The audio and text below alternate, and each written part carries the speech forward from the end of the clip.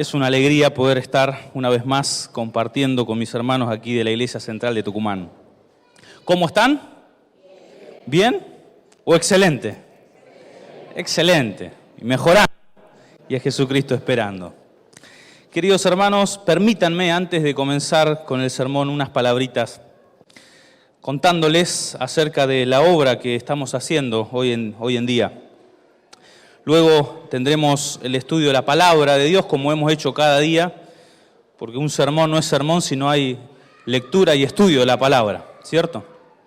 Pero permítanme contar un poquito, porque no he tenido la posibilidad de hacerlo, y es la primera vez que estoy compartiendo con esta iglesia.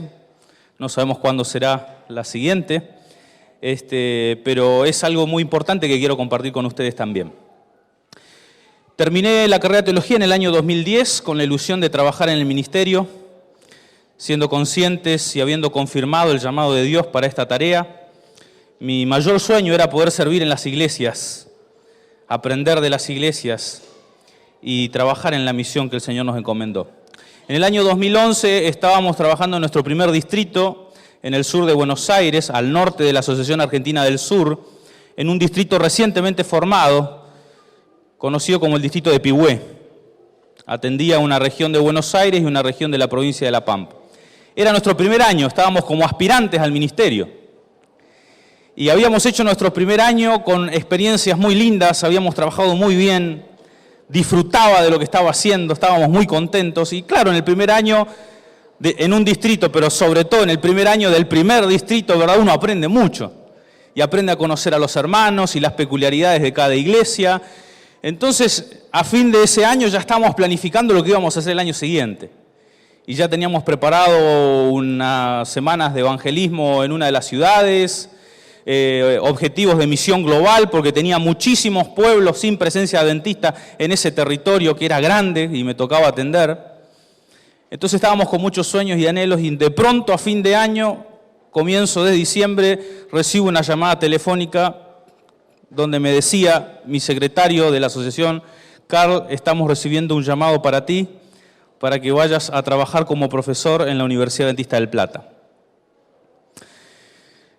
Fue una noticia rara, no nos imaginábamos una cosa así, nuestro sueño era seguir trabajando donde estábamos, pero ya mientras estaba estudiando, ¿verdad? Una idea se me había afianzado en la mente y era que siempre habríamos de aceptar las invitaciones que nos hiciera la iglesia para servir donde sea. Sin importar dónde, íbamos a aceptarlo. Así que consulté con mi esposa, dialogamos un ratito, apenas unos minutos este llamado, y decidimos aceptar sin saber qué es lo que nos deparaba el futuro. Fue así como fuimos a trabajar a la Universidad Adventista del Plata, muy joven, tenía 24 años, por cumplir 25, era aspirante al ministerio, una situación totalmente rara, porque no van a enseñar teología aspirantes, sino que ya tienen que ser pastores ordenados. Así que era toda una situación muy rara la que se estaba dando con mi caso en particular. Y entonces al principio la idea era seguir trabajando como pastor de iglesia en un 60% y comenzar un 40% trabajando, dando clases, estudiando, iniciando mis posgrados. Y bueno, no fue fácil, les tengo que reconocer que no fue fácil esos primeros años. Y medio que me había arrepentido de haber aceptado esa tarea, ¿no? Porque el primer año fue duro. Adaptarse a la nueva situación, estar allí. Durante 5 años, ¿verdad? A nosotros nos formaron para ser pastores de iglesia. Y yo ahora no estaba en una iglesia. O estaba en unas iglesias, pero estaba complicada la cosa con esas iglesias. Pero poco a poco, ¿verdad? El Señor nos fue mostrando cómo ser pastor también en una universidad. Y eso lo aprendimos, nadie me lo enseñó. Lo fuimos aprendiendo a medida que fuimos trabajando allí. Ya llevo este es mi 9º año trabajando en la Universidad Adventista del Plata, con la gran responsabilidad de formar a los futuros pastores de nuestra iglesia. No es una tarea fácil. Y tenemos muchos desafíos, queridos hermanos. Tenemos muchos desafíos con la tarea de formar a los nuevos pastores de la iglesia. ¿Y saben cuál es uno de los principales desafíos que tenemos? Es que la formación de los futuros pastores comience aquí, no en las aulas, sino que la formación de los futuros pastores comience aquí en la iglesia, con ustedes. Entonces, en estos últimos años hemos tenido una baja constante en los ingresantes nacionales de nuestro país a estudiar teología. En el horizonte eso se ve como una problemática porque dentro de algunos años, si eso sigue, esa tendencia sigue, no tendremos suficientes pastores para servir en nuestra iglesia. Y a medida que uno comparte las cosas con las diferentes iglesias, uno ve una realidad, ¿verdad? Y es que no necesariamente se está motivando las vocaciones ministeriales. Porque, claro, los padres quieren lo mejor para sus hijos. Y si el muchacho salió bueno, que estudie ingeniería. Si el muchacho salió bueno, que estudie medicina. Si el muchacho salió bueno, que estudie... No, teología no, ¿verdad? Y entonces es un desafío. No todos tienen que ir a estudiar teología. Pero la iglesia tiene que pensar que lo mejor tenemos que ponerlo al servicio del Señor. Si vemos jóvenes prometedores, si vemos jóvenes entusiasmados con la obra, con la misión, tenemos que animarlos a servir al Señor con la profesión que elijan. Pero si también vemos en ellos un potencial para servir el ministerio, por favor, queridos hermanos, ayuden, asesoren, apadrinen a esos jóvenes. Pruébenlos para que se desafíen a sí mismos en estas cosas.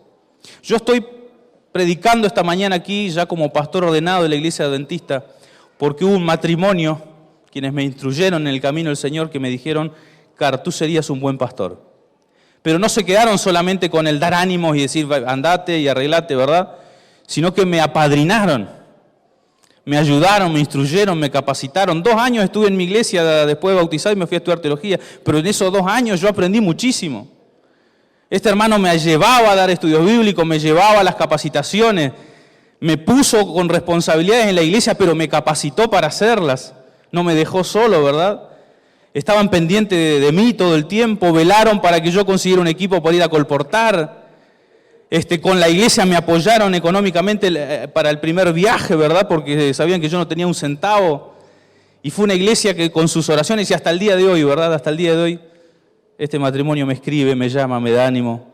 Son mis pastores, ¿verdad? Son mis pastores. Entonces, queridos hermanos, esta es una iglesia central, es una iglesia importante en esta región. Y necesitamos, ¿verdad?, de que ustedes nos ayuden a visualizar. A ver, ustedes tienen a estos jóvenes, los ven crecer de chiquititos. Ya desde pequeños formen a los jóvenes para la misión. Obviamente no importa si después estudian otra carrera, no importa, pero ayúdenlos para que tengan una visión misionera de la profesión que escojan. Lo económico no es un problema para ir a estudiar. Yo sé que muchos jóvenes se desaniman porque piensan que es imposible, ¿verdad?, ir a estudiar. Yo fui sin un centavo en el bolsillo. Y el Señor abrió las puertas, el Señor bendijo las puertas para que uno vaya a estudiar. Lo económico no es un problema. Si somos conscientes que también tenemos que trabajar y hacer esfuerzo, ¿verdad? Uno estudió y trabajó todos los años para poder conseguir los recursos para poder estudiar. No es un problema lo económico. Todos los cuatrimestres vemos los milagros de estos jóvenes que han decidido estudiar el ministerio, cómo Dios va abriendo puertas, cómo los recursos aparecen, cómo Dios bendice la obra de su mano. Y ellos dan testimonio de eso. Dan testimonio de eso. Entonces lo económico no es una traba, queridos hermanos, para dedicarse a esto. Entonces ayúdennos, hermanos, en esta gran responsabilidad que tenemos de formar a la próxima generación de pastores, que en lo personal queremos que sea la última. Queremos que sea la última generación de pastores, ¿verdad? Los que terminen de proclamar el Evangelio. ¿Quieren buenos pastores? ¿Quieren buenos pastores el día de mañana? Que venga aquí buenos pastores. Bueno, la tarea comienza aquí, no comienza en la facultad. Comienza con ustedes ahora. Infundiendo en los niños de la iglesia, en los jóvenes de la iglesia, el compromiso, lo lindo y lo agradable que es servir en la causa del Señor. Y si hay algún joven allí que está dudando con esta decisión, si hay algún joven que lo viene pensando, voy a orar por ti. Ten ánimo, ten fuerza, piensa bien lo que vas a hacer, pero sin lugar a dudas, si es un llamado de Dios, Él velará por ti y Él velará por las decisiones que tienes que tomar. Con este pequeño paréntesis, vamos a dar inicio al estudio de la palabra de Dios. Y vamos a pedir la dirección de Dios por medio de una oración. Querido Padre, vamos a abrir tu palabra. Queremos escuchar tu voz, queremos que el Espíritu Santo nos hable a nuestro corazón y permítenos escuchar, Señor, por medio de tu palabra, un mensaje para nuestra vida. Lo pedimos en el nombre de Jesús. Amén. Esta semana estuvimos estudiando diferentes encuentros de Jesús con diferentes personas. Estuvimos escuchando el testimonio del paralítico de Betesda, de Nicodemo, de la mujer samaritana. Estuvimos escuchando la experiencia de la mujer pecadora. Y anoche hablamos del otro hijo pródigo, ese que casi nunca hablamos y que bien nos representa a cada uno de nosotros. Y hablamos de ese llamado que el Señor hace a ese último hijo pródigo, un llamado que está latente, un llamado que está inconcluso, que tal vez bien representa, ¿verdad?, esa experiencia que tenemos que aceptar nosotros, un llamado para nuestra vida, un llamado para nuestro corazón. Una vez que inicia la vida cristiana, uno de los grandes desafíos es cómo permanecer. Pero no solamente cómo permanecer, sino cómo crecer cada día. Normalmente en la experiencia cristiana nos ocurre algo, yo llamo la experiencia de la meseta en la vida cristiana. Porque en el proceso de conversión, quienes no hemos nacido en la iglesia, sino que hemos experimentado la conversión, se nos ha dado lo siguiente: veníamos con una experiencia y de pronto tuvimos un crecimiento exponencial. ¿Por qué? Porque conocer la verdad implicó un montonazo de cosas. Tuvimos que readaptar nuestro esquema semanal. Es decir, incluir en nuestra semana un día especial que antes ni siquiera sabíamos o no tomábamos en cuenta. De puesta del sol a puesta del sol. Tuvimos que reacomodar nuestro régimen alimenticio porque nos dimos cuenta que no era la voluntad de Dios que comamos cualquier cosa, que todo bicho que camina vaya a parar al asador, ¿verdad? Sino que hay una prescripción de parte de Dios en su palabra acerca de lo que corresponde en nuestros hábitos alimenticios y hábitos de vida. Tuvimos que dejar a nuestro grupo de amigos, tal vez, e incluso a veces perder contacto con algunos familiares. Readaptamos muchas cosas en nuestra vida. Tuvimos que incorporar hábitos que no teníamos, hábitos como leer la Biblia, como orar por las comidas y orar todos los días. O sea, fue un proceso de cambio donde los cambios fueron muchísimos en poco tiempo. Pero una vez que logramos esos cambios, una vez que de pronto alguno tuvo que dejar algún vicio y comenzó la vida en la iglesia, comenzó la meseta. Es decir, ya no hubieron cambios significativos tal vez en nuestra vida cristiana. Lo que hicimos fue poner piloto automático y mantener nuestra experiencia. Es decir, no regresar atrás, no volver a las cosas que dejamos, simplemente mantenernos allí. A veces con un poquito de subida, otra vez un poquito de bajada, pero mantenernos en una meseta en la experiencia cristiana. Sin embargo, la vida cristiana no es eso. La vida cristiana debiera ser una constante vida en crecimiento en Cristo Jesús. ¿Por qué? Porque el objetivo de la vida cristiana no es simplemente dejar esas cosas que dejamos cuando nos convertimos, sino que según Efesios capítulo 4, la meta de la vida cristiana es alcanzar la estatura de la plenitud de Cristo. Ese es nuestro objetivo en la meta cristiana. Hacia allá tenemos que ir. Volver a reproducir el carácter de Cristo en nuestra vida, revestirnos de un nuevo hombre y que vaya creciendo hasta alcanzar la estatura de Cristo. Claro, si yo me comparo con el que tengo al lado, con el que tengo afuera de la iglesia y me comparo con mi vecino y digo, no, la verdad que estoy re bien. Porque él hace esto, yo no hago eso. Él así, yo no. ¿Verdad? Si nos comparamos con el que tenemos al lado, estamos bárbaros, estamos perfectos. Pero cuando me comparo con Cristo, ¿qué pasa? ¿Cómo me veo cuando me comparo con Cristo? Si esa es la meta de la vida cristiana, ¿en qué parte estoy de la vida cristiana? ¿A dónde me encuentro? Entonces ahí uno se da cuenta que el objetivo hacia adelante es muy grande y es desafiante. Entonces, ¿hay cosas que tengo que seguir creciendo en la vida cristiana? En mi devoción personal, ¿hay cosas que tengo que seguir madurando y desarrollando? En el régimen prosaluno, ¿hay cosas nuevas que tengo que seguir avanzando? En mis hábitos, ¿no tengo que seguir incorporando cosas nuevas? En la vida espiritual, ¿no tengo todavía que vencer problemas de mi carácter? ¿No tengo desafíos nuevos en la vida cristiana? ¿He vivido todo de la misma manera? ¿O no me estoy enfrentando a situaciones diferentes que me ponen a prueba? Entonces la vida cristiana tiene que ser una vida de crecimiento. Y ese es el mayor desafío de la vida cristiana. No es solamente aceptar a Cristo como Salvador, sino es mantenerse en el camino que el Señor nos ha dejado. El gran desafío de la vida cristiana.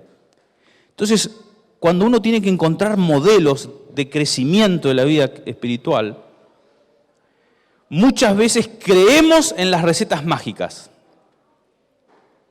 Y en internet se desparraman por doquier las recetas mágicas. Están allí, ¿verdad?, los santos grial, los santos griales, ¿verdad?, de la salvación, los santos griales de la salud. Y entonces pensamos que con el limón, hay que comer limón todos los días, ahí se curan todas las enfermedades.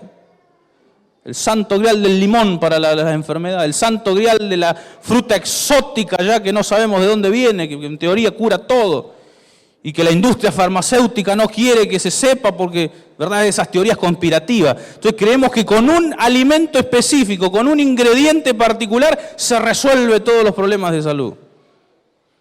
Pero no estamos dispuestos a cambiar nuestros hábitos de vida. Eso es más complejo.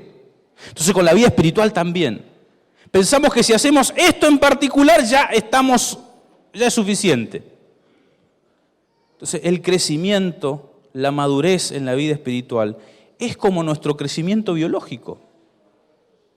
¿Quién por más que se esfuerce podrá añadir, ¿verdad?, siendo pequeño, más a su estatura? Un niño. Por más que se cuelgue, se estire, ¿verdad?, ¿cómo va a poder crecer? Lo único que necesita es tiempo. Tiempo, ejercitarse, dormir bien, alimentarse.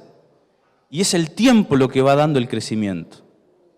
Entonces muchas veces queremos que en la vida espiritual Dios solucione los problemas de manera inmediata. Queremos que Dios intervenga y quite las cosas así de manera automática. Y a veces ocurren milagros en nuestra vida. Pero no todo en la vida se basa en milagros. La vida cristiana demanda perseverancia. Entonces, cuando vamos a la Biblia, el modelo que más me gusta a mí para la vida y el crecimiento espiritual es la experiencia del propio Juan. Entonces, yo quiero hablarle esta mañana del testimonio de Juan, el discípulo amado. Esta semana hemos estudiado varios relatos de su evangelio. Hemos explicado algunas de las características de este evangelio. Hoy les quiero mencionar otra de las características de este evangelio. Una de las características de este evangelio es que menciona como ningún otro a los discípulos. En más de 70 oportunidades, el autor del libro del Evangelio de Juan menciona por nombre a alguno de los 12 discípulos. Este evangelio, por ejemplo, menciona a discípulos que casi no son mencionados en los otros evangelios, salvo en el momento del llamado, cuando dice, y Dios llamó a los 12 y se los menciona por 12, pero después no aparece en el resto del evangelio. En Mateo, Marcos y Lucas, los principales discípulos que aparecen en escena son Pedro, Andrés y los 2 hijos de Zebedeo, es decir, Santiago y Juan. Solo en Mateo se habla del llamado de Leví Mateo, obviamente, él escribió y cuenta su testimonio, y nada más. Y del resto prácticamente no se menciona. Sin embargo, en Juan se menciona a Felipe en más de una oportunidad, se menciona el llamado de Natanael o Bartolomé, como es mencionado en los otros evangelios, se mencionan algunos incidentes donde participa Andrés de manera más particular, se mencionan incidentes vinculados a Tomás, aparece 2 o 3 oportunidades Tomás en algunos incidentes vinculados a los evangelios, y sobre todo Pedro, que también aparece muchas veces en el evangelio de Juan. Así que prácticamente varios de los discípulos son mencionados por nombre, más de 70 veces en el evangelio de Juan. Sin embargo, hay algo extraño en este evangelio. Lo que los eruditos denominan el silencio del cuarto evangelio. ¿Cuál es el silencio del cuarto evangelio? Que en ningún lugar aparece por nombre Juan. En ninguna parte se dice Juan, el hijo de Zebedeo. Juan y Santiago aquí, Juan y Santiago. No aparece Juan en el evangelio de Juan, lo cual resulta muy raro. Entonces, se ha discutido por siglos la identidad del que aquí se menciona como el discípulo amado. Muchos estudiosos y eruditos dicen, no, este no puede ser Juan. Y entonces, hipótesis de cuál podría ser el discípulo amado. Pero en realidad el discípulo amado no es otro que el propio Juan. El propio Juan. ¿Qué es lo que ocurre? Recordemos un poquito de Juan. De Juan se dice que Jesús los apodó los hijos del trueno. Yo tenía un tío al que le apodaban Trueno. Y madre mía, si Juan era como mi tío, era bravo mi tío, es bravo mi tío. Así que por algo le pusieron hijos del trueno. Y en algunos incidentes podemos ver aflorar esa tendencia, ¿no? No los recibieron en un pueblo de Samaria, ¿verdad? Señor, ¿quieres que oremos para que caiga fuego del cielo y lo queme a todo? ¿Qué me están pidiendo, muchachos? Ese era el genio, el temperamento de ellos, ¿verdad? Eran impulsivos. Juan también era egoísta, como todos los discípulos que seguían a Jesús tenían intereses personales. Mamá, anda, háblalo a Jesús. Y nosotros vamos detrás, te hacemos ahí de escolta. Entonces vos que a vos te aprecia, a vos te trata con cariño, a vos te escucha, decile que Santiago y yo nos sentemos uno a la derecha y otro a la izquierda. Antes que nos ganen de lugar estos otros que también están queriendo lo mismo. Así que mamá, vamos, avancemos con esto, este es el momento. También velaban por sus propios intereses. Jesús les preguntó, ¿y ustedes pueden beber la copa que yo he de beber? Claro que podemos, dijeron ellos. Claro que podemos. Bueno, es verdad, ustedes van a beber de la copa que yo he de beber. Pero no es dar el lugar a ustedes, no me corresponde a mí. Y entonces, este era Juan. Y entonces lo interesante que veníamos diciendo del Evangelio de Juan es que él no se menciona por nombre. Elena de White nos dice por qué. Llegó a desarrollar tal humildad, ¿verdad?, que él no quiso meterse aquí en el relato de su Evangelio tratando de resaltarse a sí mismo, sino que trató de poner siempre a Jesús en el centro de la escena. Y eso es lo que consigue en su Evangelio.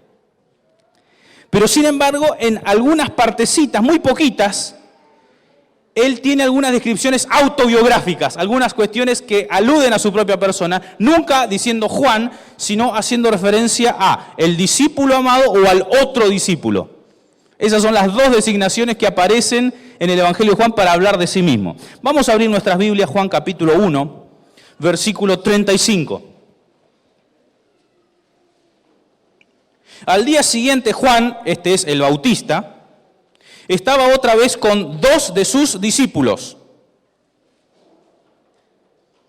Ellos escucharon la designación de Juan el Bautista, este es el Cordero de Dios que quita el pecado del mundo. Entonces estos dos discípulos, que ya eran discípulos de Juan el Bautista, decidieron seguir a Jesús, ver dónde se hospedaba y pasaron una noche con Jesús.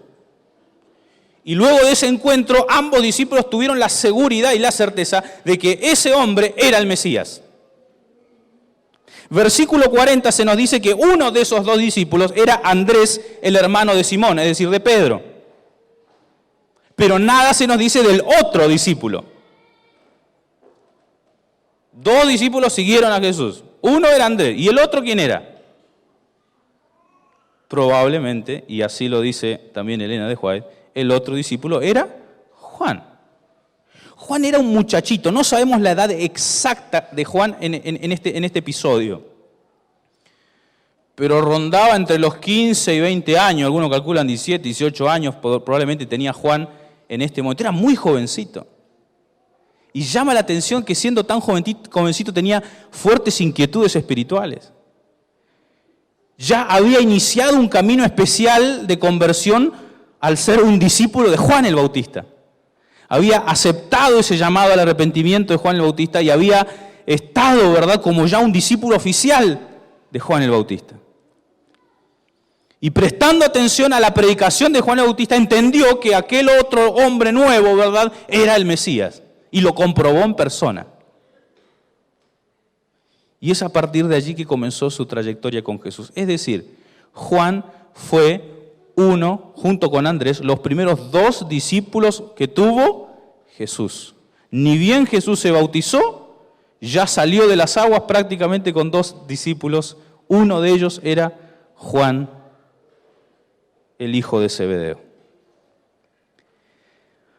Tenemos que avanzar en el libro porque no se lo vuelve a mencionar, salvo designaciones generales como los discípulos, dos discípulos, donde uno presume que allí está Juan también. Pero la siguiente autorreferencia que encontramos en el Evangelio está en Juan, el capítulo 13, el versículo 23.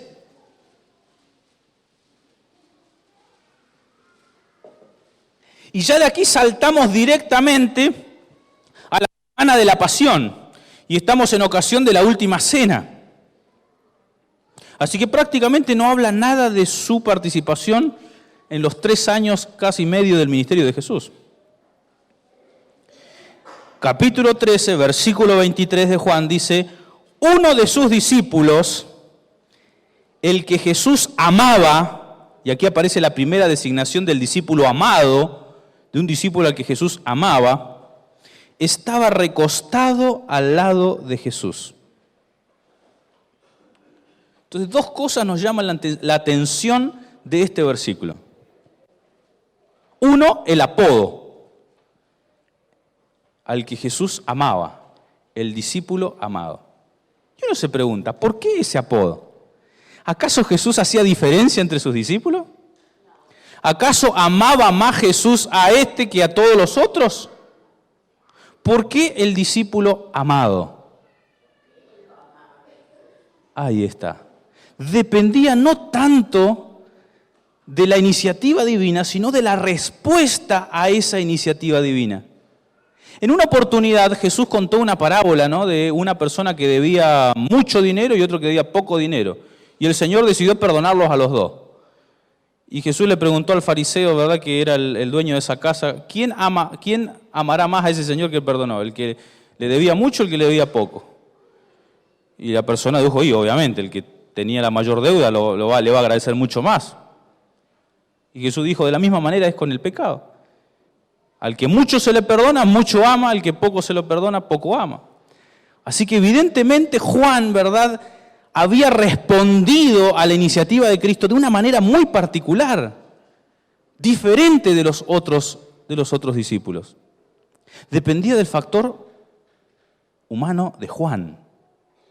Esto, de paso, hago un paréntesis, pasa con la historia de José. Muchas veces pensamos que José era un niño consentido y que Jacobo obraba mal, ¿verdad?, con lo que él hacía. Y en cierta medida sí. Pero mucho dependía también de que José se había quedado sin su mamá. Y dice el Espíritu que decía que José se había apegado tanto a su padre, se había apegado más, ¿pero por qué? Por esa carencia que él tenía de su madre. Todos los otros hermanos tenían a sus mamás, él no tenía a su mamá. Al único que tenía, ¿quién era? A su padre. Entonces, él fue el que se apegó de una manera especial a su padre, de tal manera que le permitía al padre poder tratarlo de una manera diferente. No era simplemente un niño consentido, era alguien que se había apegado a su papá. Lo mismo encontramos aquí. Juan se había apegado a Jesús. Así que él no desperdiciaba las oportunidades cuando estaba con Jesús. Y esta es una característica muy linda de Juan.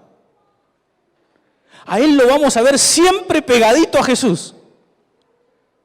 Siempre pegadito a Jesús. En los tiempos de Jesús había un refrán, un dicho entre los rabinos que decía, camina lo más cerca que puedas de tu maestro, así se te pega el polvo que levanta en su caminar. Mantente lo más cerca de tu maestro para que se te pegue el polvo de su caminar. Juan puso en práctica eso, literalmente. Al punto que tenía manifestaciones afectuosas con Jesús. Jesús era una persona afectuosa, una persona cariñosa, diríamos. Él trataba de manera cariñosa a su madre. Él trataba a las personas, a los pecadores, con mucho amor. Los tocaba, a los leprosos no tenía problema, a los ciegos, ¿verdad? Le gustaba tocar a la gente, a los niños, los abrazaba, los ponía en sus brazos, los miraba con amor. Manifestaba, ¿verdad?, cariño y aprecio por las personas. Juan simplemente aprovechaba de eso y mantenía un contacto bien pegado a Jesús. Y entonces la segunda cosa que dice este texto, es, además del apodo, es que esa noche él estaba recostado sobre Jesús. Así que se les pegó al lado, ¿verdad? Y además aprovechaba, ¿verdad?, para estar en contacto con su maestro. Esto le permitió a Juan ser testigo de milagros y de situaciones muy especiales. como la resurrección de la hija de Jairo, como la aparición de Moisés en el monte de la transfiguración, Moisés y Elías, y otras cosas que Juan con Pedro y algún otro más como Santiago pudieron ver. La siguiente autorreferencia del apóstol la vamos a encontrar en el capítulo 18, versículos 15 y 16. Simón, Pedro y otro discípulo siguieron a Jesús. ¿Ven? Pedro y otro discípulo. ¿Quién es ese otro discípulo? Juan. Como este discípulo, es decir, el otro discípulo, era conocido del sumo sacerdote, entró con Jesús al atrio del sumo sacerdote. Pedro quedó afuera a la puerta. Aquel otro discípulo conocido del sumo sacerdote habló a la portera e hizo entrar a Pedro. No sabemos cuál era el vínculo que tenía Juan con el sumo sacerdote. Es muy interesante y llamativo este relato que solo lo menciona Juan. Por lo tanto, confirma de que ese otro discípulo era Juan, porque esto no está mencionado en ningún otro evangelio. Pero ¿saben qué es lo interesante de esta nota? Que Juan se pone en la escena, cosa que no es mencionada en los otros evangelios. Los otros evangelios solo mencionan que Pedro siguió a Jesús en el patio donde lo estaban juzgando. Juan dice, yo también estaba allí. Ese momento fue donde por la presión Pedro negó a Jesús. No se dice nada de que Juan hubiera obrado de esa manera.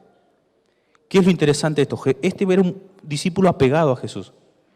Estuvo con Jesús en el momento que lo estaban juzgando. Cuando el Señor Jesús le pidió que orara, él se durmió también como los demás discípulos.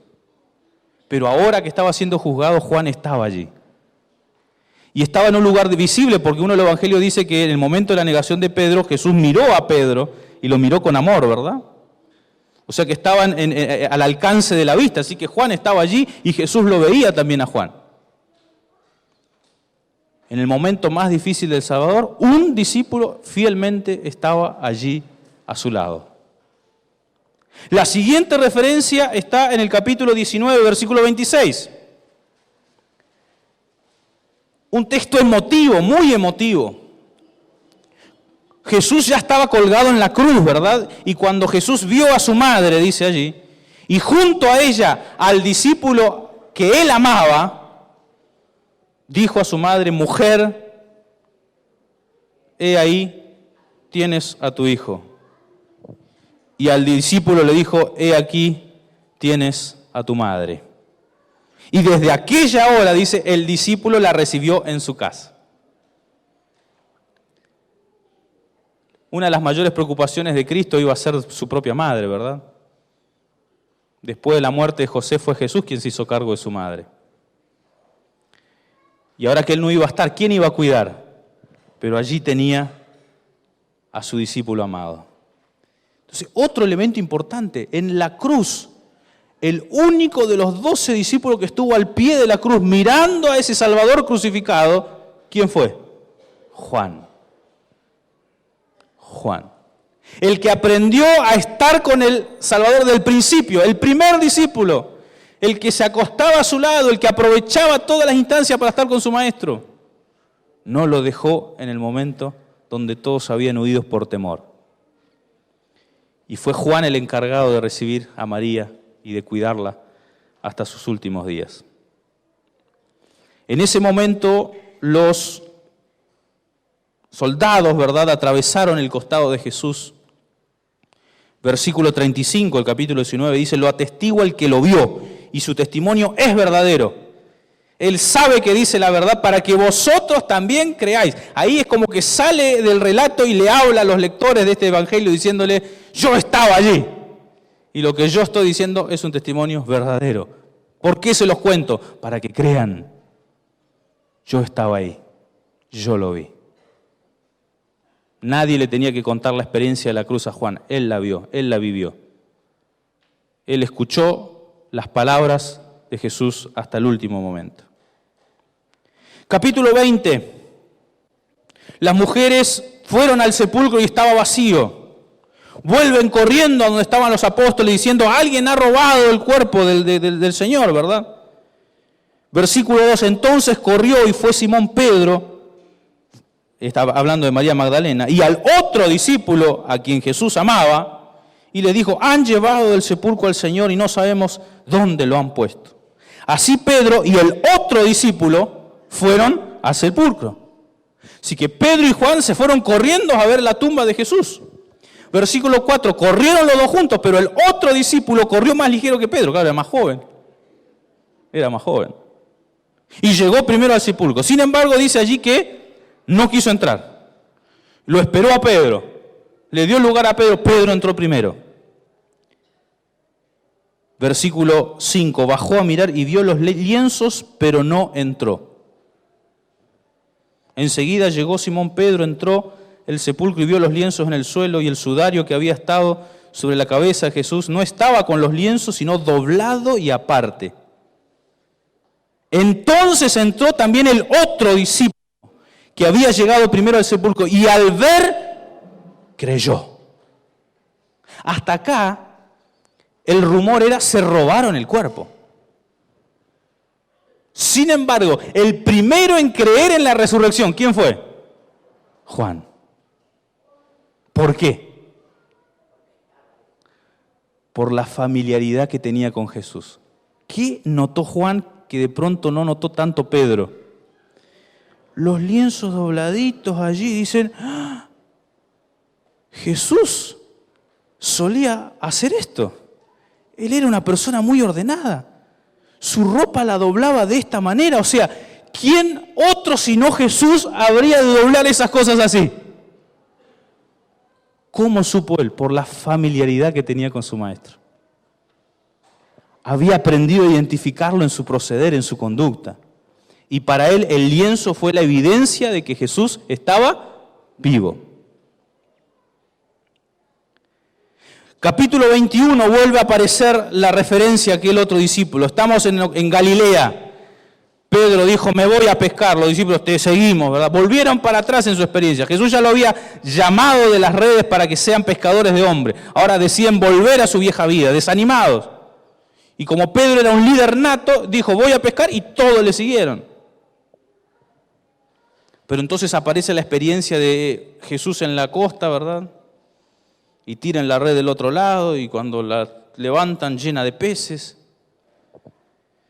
Y entonces, versículo 7, entonces aquel discípulo a quien Jesús amaba, dijo a Pedro, es el Señor. ¿Quién identificó a ese hombre desconocido de la costa? Juan. ¿Por qué? Porque lo conocía. Porque sabía cómo era. Capaz que sin ver su rostro, sin ver su silueta, pero en sus conductas, en sus modos, en su manera de proceder, Juan lo conocía. Versículo 20, la anécdota de que volviendo Pedro lo seguía aquel discípulo que Jesús amaba. Entonces fíjense, miren, Juan siempre detrás de Jesús, ¿no? Es como que Jesús se lo lleva aparte a Pedro, se lo está llevando aparte, pero detrás la guardia personal, ¿quién la está haciendo?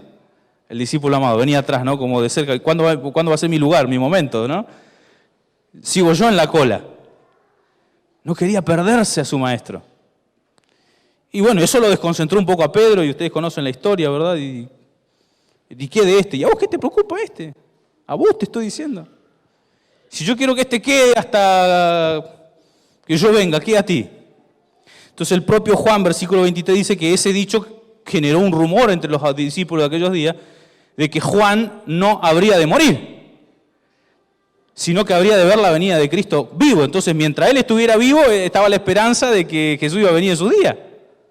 Claro, justo, no solamente Juan fue el primero de los discípulos, sino que también fue el último en ir al descanso. El más anciano de todos llegó allá. Así que muy interesante esto, ¿no? Versículo 24, este es el discípulo que da testimonio de estas cosas y las escribió, y sabemos que su testimonio es verdadero. Aunque Juan no quiso tener muchas descripciones autobiográficas en su evangelio, no quiso dejar pasar de lado su propio testimonio. Y un texto muy lindo es aquel que se encuentra en Hechos de los Apóstoles, ¿verdad? Cuando ellos testifican delante de las autoridades judías. Capítulo 4, Hechos de los Apóstoles, versículo 13. Entonces, viendo la valentía de Pedro y de Juan, sabiendo que eran hombres sin letra y del vulgo, se maravillaron y reconocieron que habían estado con Jesús. ¿Cuál es el modelo para el crecimiento espiritual? ¿Cómo un Juan, hijo del trueno, puede llegar a ser el discípulo amado? El apóstol que con más claridad ha expresado en la palabra de Dios el amor de Dios. ¿Cómo? Estando constantemente en contacto con Cristo.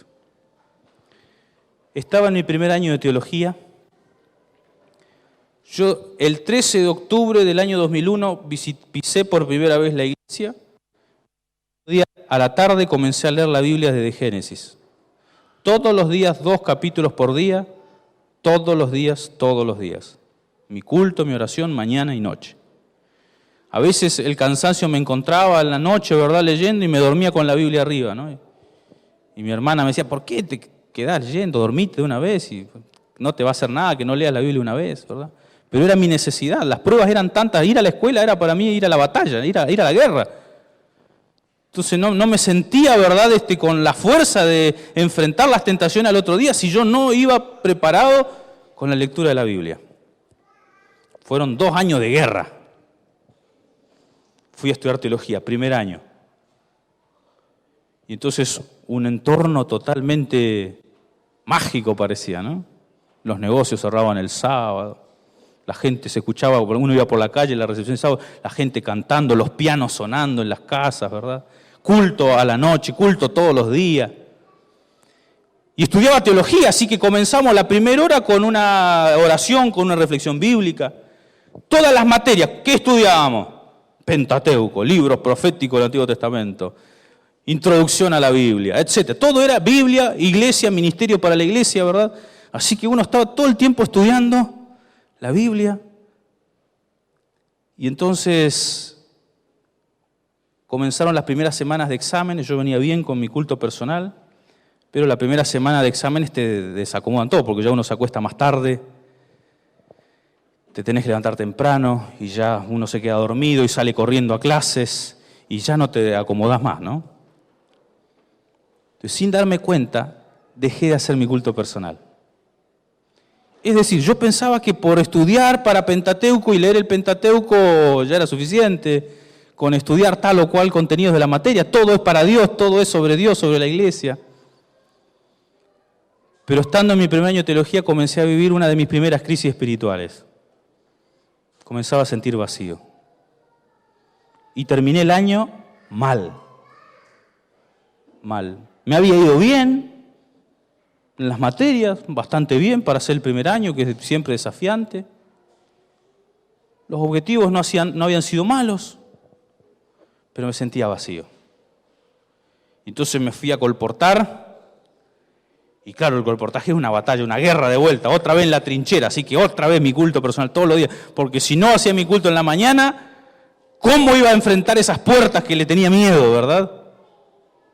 Así que gracias a Dios por el colportaje, me reavivaba, ¿verdad? Arrancaba el año con fuerza. Pero esta vez me tocaba trabajar de noche, cansancio, ¿verdad? Y a los 2 meses de arrancar el segundo año, otra vez la experiencia del año anterior.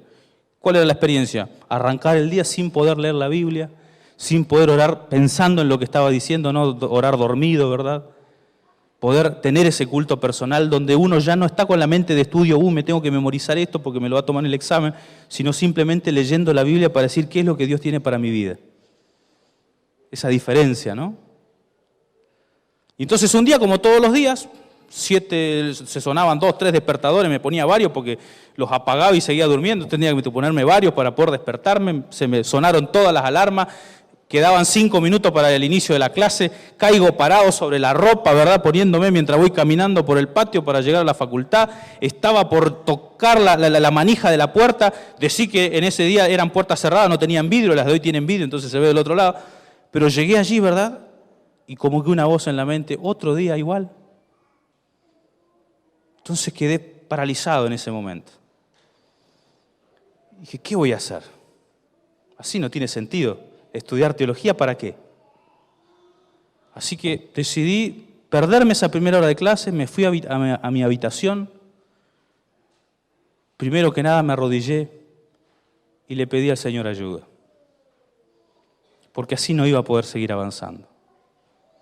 Dediqué toda esa primera hora para poder hacer mi culto personal, para poder entregarle mi problema al Señor. Esas oraciones que caen lágrimas, ¿verdad? Porque llegan al corazón. Entonces hice un pacto con Dios ese día y le dije, Señor,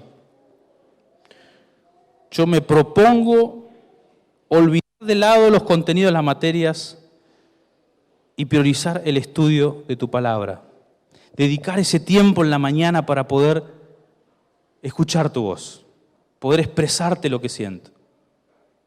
Señor, yo sé que tal vez en mi debilidad pueda fallarte. Perdóname, Señor, si yo me voy a clase sin haber hecho el culto, pero te prometo que si ese día me voy a clase sin haber hecho el culto, a la tarde, antes de empezar a estudiar para la materia, lo primero que voy a hacer es dedicar esa primera hora, sin olvidarme si llego o no llego a los exámenes, lo primero que voy a hacer es estudiar tu palabra. Voy a hacer el esfuerzo para que toda la mañana lo primero que haga sea estudiar tu palabra, pero si no lo hago, Señor, lo primero que haga a la tarde va a ser estudiar tu palabra, escuchar tu voz, olvidarme de todo y tener ese momento de devoción. Y así fue el segundo año. Gracias a Dios, la mayoría de los días tenía la oportunidad de ser fiel, porque me lo había propuesto. Y si fallaba, porque sabía que a veces fallaba, a la tarde lo primero que hacía era estudiar la palabra de Dios. Queridos hermanos, ese segundo año fue totalmente diferente. Menor esfuerzo, mejores resultados.